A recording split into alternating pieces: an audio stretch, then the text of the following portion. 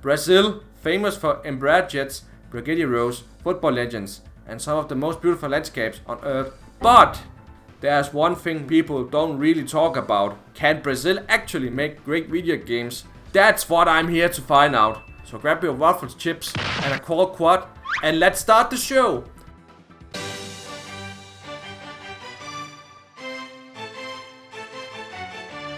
The narrative concept of Dungeonland is actually its strongest selling point on paper, even if the execution falls flat. The game is set in a deadly medieval fantasy amusement park built by a brilliant but completely unhinged villain known as the Dungeon Maestro. You play as one of three classic hero tropes: the rogue, the mage, or the warrior, who have basically shown up to this theme park as tourists. Instead of a fun vacation, they are forced to fight through little attractions designed specifically to slaughter them for the maestro's personal amusement. But let's be honest, the actual gameplay is terrible. On paper, it's a hack and slash dungeon crawler, but in reality, it is a clunky, unbalanced nightmare. The difficulty doesn't feel rewarding, it just feels cheap, throwing endless waves of crowd controlling enemies that stun lock you until you die. There is zero mechanical depth here. You don't get cool mid-dungeon loot or satisfying level ups. You are literally just spamming the exact same basic attack button for hours on end through repetitive, grueling rooms. It gets boring incredibly fast. Honestly, it's just a bad game that wastes a genuinely creative concept. If you never heard of this game, that's probably a good thing.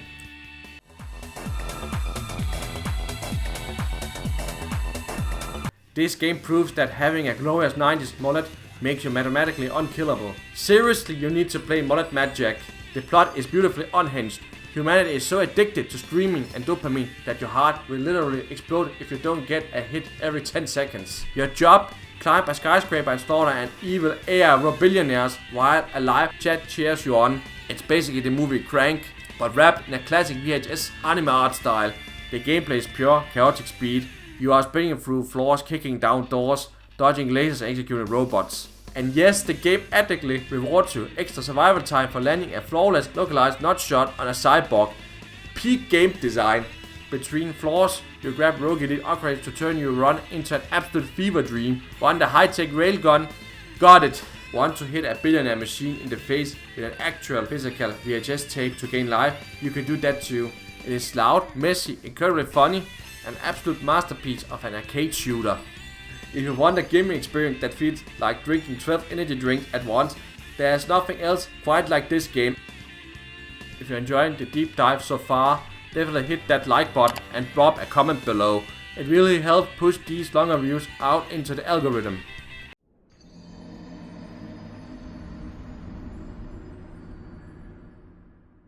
Do not let this adorable cozy pixel art fool you. Momodora, Reverie under the Moonlight will absolutely wreck your status. You play as a priestess named Keho who travels to a cursed kingdom to save her village. And while the world is shrouded in a dark, tragic lore, let's be completely honest about the art style. This game contains a lot of hot waifus, like a suspicious amount, from giant witch bosses to gothic priestess. The character design is top tier, but behind the waifu distractions is a friendly tight Metroidvania. Your primary weapon is literally just a holy maple leaf. It will be using it to smack the local wildlife across gorgeous atmospheric maps. The melee combos are snappy, the dodge roll has perfect invisibility frames, and the exploration feels incredible. Just be prepared to die a lot. It takes heavy inspiration from Dark Souls, meaning even a basic skeleton can put you in the dirt if you get greedy with your attacks. It is tough, but it's always fair. It's short, beautiful, incredibly fun, and you can turn into a little cat. What more do you really want?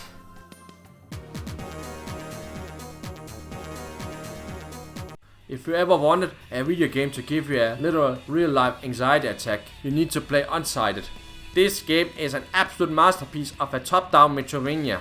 You play as an android named Alma in a world where robots are running out of life energy. If a robot's timer hits zero, they lose their minds and turns into mindless monsters. And yes, this applies to everyone, including the shopkeepers. The game gives you a massive, beautiful world to explore, epic puzzles and incredible boss fights, but it forces you to do it while a literal doomsday clock ticks down in real time. You can't just stand around admiring the scenery. You have to decide which beloved NPC gets to live and which one you are letting expire because you wanted to go find a sword upgrade. But the stress is worth it because the gameplay is phenomenal.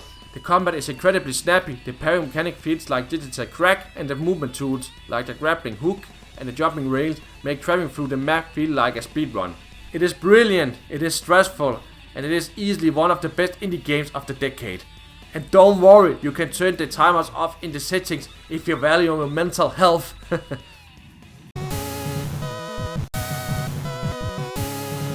If you grew up in the 80s, the NES looking video game is especially made for you.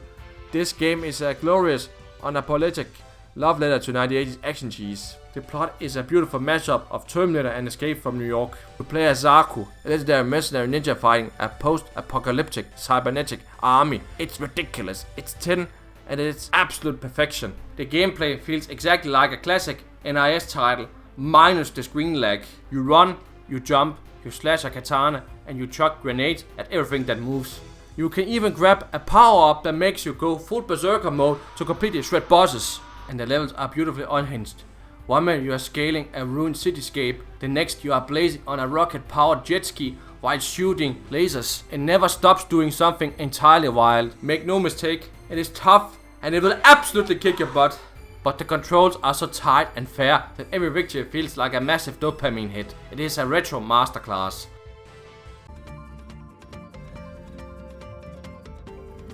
If you think the Sega Master System died in the early 90s, congratulations! You clearly missed the chaos of the late 90s Brazilian retro gaming. Released exclusively in Brazil in 1997, literally a year after Nintendo 64 came out, we got this bizarre platformer based on a classic children's book series. The plot: the family cook gets hit with a magical illness. If you don't collect a bunch of random junk to make a cure, she will literally fall into a 100-year coma. No pressure. You choose between playing as a boy named Pete with a tiny slingshot or a living ragdoll named Emilia who fights by throwing rocks. Your enemies, literal creatures from local folklore like a one-legged goblin and a giant witch alligator. But your worst enemy is definitely the invincible wasp that fly through walls just to ruin your day. And let's talk about the gameplay, because it is absolutely terrible. The controls feel like your character is submerged in thick molasses. Getting them to run requires pressing a combination of buttons that feels like inputting a fighting game combo, and the jump physics are so delayed that making a basic leap requires a full 3 business days of advance notice. It's a fascinating piece of preservation history, but an absolutely miserable game to actually play. Sorry to say, but this one is one of the worst games I have ever played.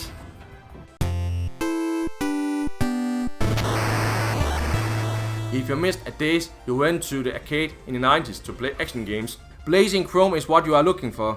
This game is a flawless, unapologetic love letter to 16-bit run and gun shooters like Contra and Metal Slug. The plot is straight out of a late-night VHS action movie. AI robots have taken over the world and your job is to shoot them until they explode. You play as either a badass human resistant fighter or a rebel robot wearing a tactical poncho.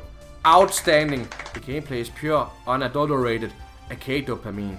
You are sprinting through levels, grabbing ridiculously overpowered weapon drops and turning metal armies into scrap metal. It is fast, it is incredibly loud, and the controls are so insanely tight that you can't even blame the controller when you inevitably die. And the bosses are beautifully unhinged. You will be fighting giant cybernetic brains, mechanical monstrosities, and heavy artillery units that spray the screen with glowing bullets. It forces you into this perfect rhythm of dodging and shooting that makes you feel like an absolute gaming god when you pull it off. It is tough and nails, but it is a masterclass in retro action design. If you have a friend for couch co-op, it's a mandatory regameplay. If you want to be a ninja, wore cool armor and didn't care about the laws of physics, you need to play Vengeful Guardian, Moonlight. The plot is beautifully predictable. A tyrannical corporate government builds the ultimate robotic super soldier to oppress humanity. But right after turning online, the robot immediately develops a conscience and says, "Nah, I'm gonna butcher my creator instead." Talk about a massive manufacturing defect. Gameplay wise, this is what happens when Mega Man X and Shinobi have a gorgeous pixelated baby. You select your stages in any order, sprint like a madman, wall jump with ace, and dive kick your way through absolute cyber chaos. The SWAT combat is incredibly snappy. As you defeat bosses, you steal their weapons, hunt down hidden modifier chips that let you customize your build, giving you things like double jumps or health regeneration. By the end of the game, you aren't just a ninja, you are a walking, laser-firing god. The visual looks exactly like an unreleased Genesis game. and the soundtrack is a non-stop synth masterpiece. It's short, it's frantic, and it rules.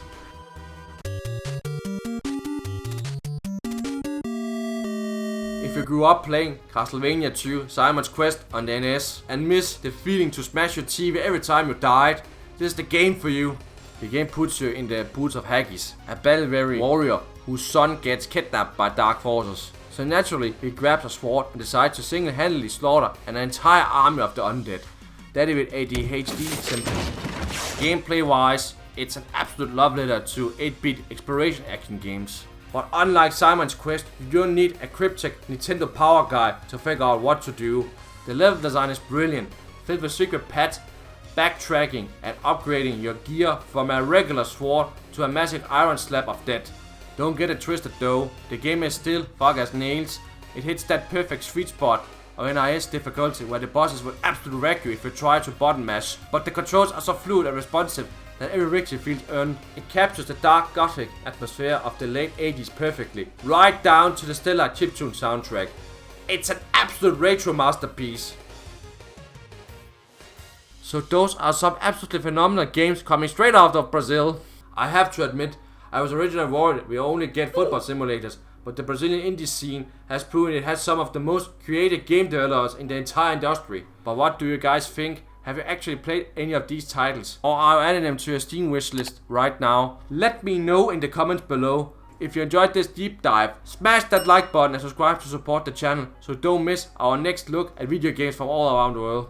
Thanks for watching, and I'll see you next time right here on Omega's Movie.